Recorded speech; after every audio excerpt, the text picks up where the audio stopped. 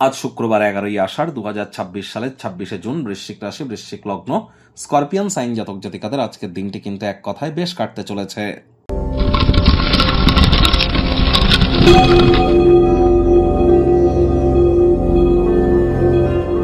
ভিডিওটির শুরুতেই স্ক্রিনে আপনারা দেখতে পাচ্ছেন শুক্র গ্রহের বীজ মন্ত্র ওম দ্রাং দ্রিং দ্রং স শুক্রায় নমঃ। সকাল দুপুর সন্ধ্যা 3 বেলা মিলিয়ে অথবা 3 বেলা 108 বার করে জপ করুন।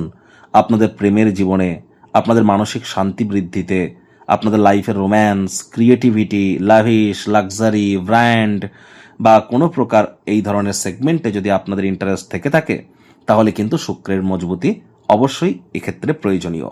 আর দেখুন, আপনারা যে ডেলি রাশিফল শোনেন, আমি আপনাদেরকে অবগত করানোর প্রচেষ্টা করব। এই ডেলি রাশিফল আপনারা যেটা শুনছেন এটা চন্দ্র রাশি অনুযায়ী, লগ্ন অনুযায়ী কিন্তু নয়। এবার আপনাদের প্রত্যেকের রাশি এক হলেও লগ্ন তো মনুষ্য ভেদে ভিন্ন ভিন্ন।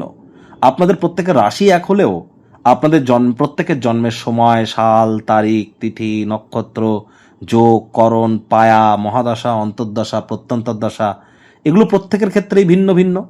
তাহলে 100% খাটবে এমনটি যেন ভাববেন না। এটিকে আপনারা অবশ্যই কাউন্সেলিং কনসালটেন্সি হিসাবে গ্রহণ করুন। 60%-এর কাছাকাছি অবশ্যই আপনাদের ক্ষেত্রে খাটবে।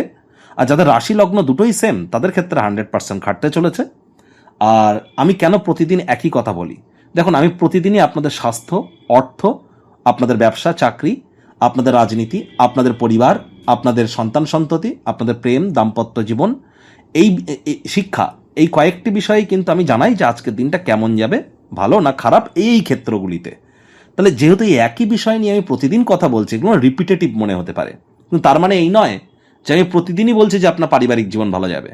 কোনোদিন বলছি পারিবারিক জীবন একটু খারাপ যাবে, কোনোদিন বলছি ভালো যাবে।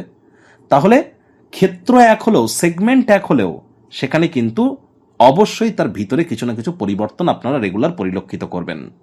ভাগ্য মিটার আজ আপনাদের বলছে 8/10, ভাগ্য আপনাদের অনুকূলেই থাকবে। পারিবারিক জীবন সম্পর্কে আপনাদেরকে একটু সাবধানতা অবলম্বন করেই চলতে হবে।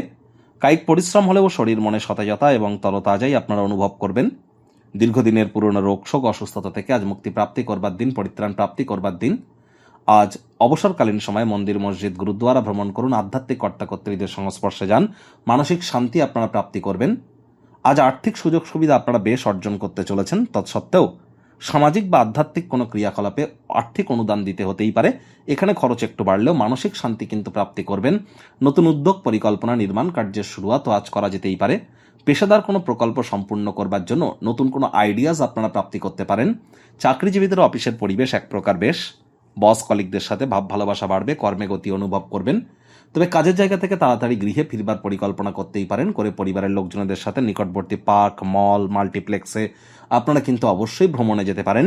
রাজনীতিবিদ যারা আছেন জনসংযোগ বৃদ্ধি করুন, সমাজে পপুলারিটিও কিন্তু আপনাদের বাড়তে চলেছে। শিক্ষার্থী বিদ্যার্থীরা যে কোনো প্রকার পরীক্ষা প্রতিযোগিতায় সফলতা প্রাপ্তি করবেন উচ্চশিক্ষার জন্য। যারা বিদেশ যাত্রার কথা ভাবছিলেন, ভাগ্যদেবীও আজ আপনাদের পক্ষেই আছেন। সন্তান সন্ততি থেকে থাকলে তারাও তাদের কৃতিত্বের দ্বারা আপনাদেরকে গর্বিত অনুভব করাবে। হাউস ওয়াইফদের জন্য দিনটি এক প্রকার বেশ। প্রেমিক প্রেমিকা, স্বামী স্ত্রী দিনটিকে যতটা সম্ভব রোম্যান্টিক করে তোলা যায় সেই প্রচেষ্টাই তো আপনাদের জারি রাখা উচিত। অবিবাহিতদের বিবাহের যোগ পরিলক্ষিত হচ্ছে। যারা প্রেমে পড়েননি তাদের জীবনে স্বপ্নের নারী বা পুরুষের আগমন আজ কিন্তু হতেই পারে। একটু প্রচেষ্টা আপনাদেরকেও করতে হবে। শত্রুপক্ষ, বিরোধী পক্ষ আজ খুব একটি শক্তিশালী থাকছে না।